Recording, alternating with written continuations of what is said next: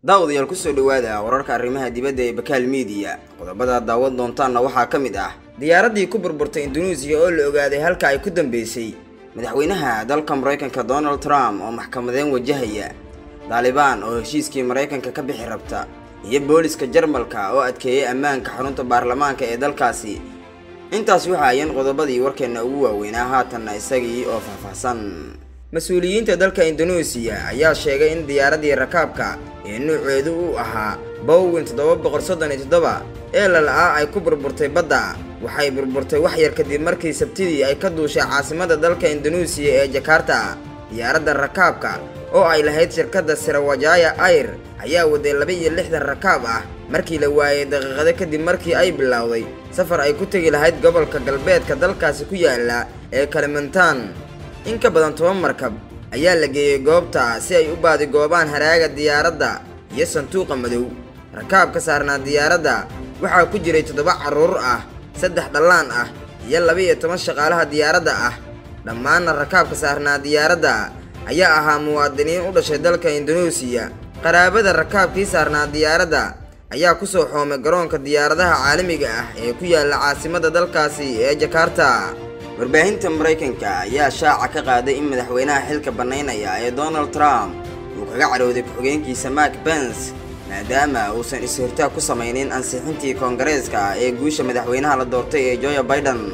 Waxaana xogta warbaahinta ay muujinaysaa in Trump uu ka qoomameeyay khudbadiisii uu uga hadlay in si nabad ah xukunka uu ku wareejinayo kadib markii ay taageerayaashiisa ay weerareen Koongareeska Arbacadii la soo dhaafay.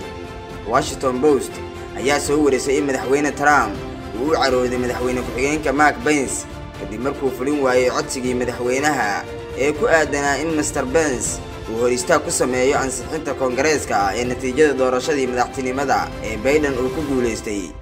Muuqbaahiyaha CNN ee Ameerikaanka ah oo soo xiganaya ila ku dhow madaxweyne ku-xigeenka dalka Mareykanka ee Mike Pence waxayna ku waramayaan in uusan madaxweyne ku-xigeenku meesha ka saareenin wax ka beddelka 25aad ee dastuurka si loo go'doomiyo Trump iyo in laga yaabo in madaxweyne xigeenku uu casili karayo haddii madaxweynaha uu noqdo mid ku kaca ficilo taxadar la'aan ah. Xogtu waxay tilmaamaysaa in kooxda madaxweyne xigeenku ay walaac ka qabaan halista ka dhalan karaysa adeegsiga ikhtiyaarka casilaadda ama xataa u jihaysashada maxkamadaynta Trump ee Koongareeska sababo la xiriira suurtagalnimada in madaxweynaha uu qaadi doono tallaabooyin cawaaqib leh oo dalka Mareykanka khatar gelinaya. Washington Post ayaa qortay in qareennada difaacay Trump dacwadii koobaad aysan matali doonin markani oo uu ku jiro qareenkiisii gaarka ahaa ee Rudy Giuliani. Wargeyska ayaa tilmaamay in Trump uusan u muujin dadka ku xeeran wax ihtimaam ah oo ku saabsan dhimashada 5 qof oo ku geeriyootay intii lagu guda jiray weerarkii Koongareeska ee Arbacadii, isla markaana uusan madaxweynuhu aqbalin codsigii ahaa in hoos loo dhigo calanka ka dulbabanaya aqalka cad kadib markii nin boolis ah uu ku dhintay dhacdooyinkii Arbacadii. Washington Post ayaa ku waramaysa in madaxweyne Trump iyo la taliyihiisa Jared Kushner ay la xiriireen xildhibaanada asxaabtooda ah iyagoo ku booriyay inay ka hortagaan in madaxweynaha lagu maxkamadeeyo Koongareeska. Kushner ayaa weydiistay wakiilada federaalka inay soo saaraan hadallo ka dhan ah maxkamadaynta madaxweynaha oo ayna ku baahiyaan baraha bulshada. Wakaaladda wararka ee Reuters ayaa daaha ka rogtay dukumiinti ay isla dhexmarayaan xubnaha Koongareeska Mareykanka. Dukumiintigan ayaa la xiriiray maxkamadaynta la filayo in aqalka wakiilada looga qaado madaxweyne Donald Trump. Wakaaladda ayaa sheegtay in dukumiintiga looga gol leeyahay in lagu soo bandhigo hanaanka loo marayo riditaanka madaxweynaha oo ay soo diyaariyeen wakiilo ka socda xisbiga dimuqraadiga. Waxaana ku jira eedeyn ah in Trump uu si ula kac ah u sheegay hadallo kicinaya rabshado ka dhan ah dowladda Mareykanka isagoo isku dayaya inuu carqaladeeyo natiijada doorashada. Dhinaceeda, New York Times ayaa shaaca ka qaaday in Trump uu ku sheegay wadahadallo ay albaabada u xiran yihiin inuusan is-casili doonin, wuxuuna muujiyay inuu ka qoomameynayo khudbadii laga duubay Khamiistii la soo dhaafay taasoo ku cadeeyay madaxweynuhu in si nabad ah uu xukunka ku wareejinayo maalin kadib weerarkii taageerayaashiisa ay ku qaadeen dhismaha Koongareeska. Trump ayaa ku shaaciyay Twitter-ka ka hor inta aan laga xirin akoonkiisa inuusan ka qayb galaynin caleemasaarka madaxweynaha la doortay ee Joe Biden. Majalada Foreign Policy oo ku takhasustay siyaasadda caalamiga ah ayaa shaaca ka qaaday in 175 sarkaal oo ka tirsan wasaaradda arrimaha dibadda ee Mareykanka ay qadka taleefanka kula xiriireen 7 gudihiis xogayaha arrimaha dibadda ee Mark Pompeo iyagoo ka dalbanaya inuu duulaankii koongareeska u cambaareeyo si adag uuna dhaleecayn u jeediyo kicintii Trump ee kooxaha gaangiska ah.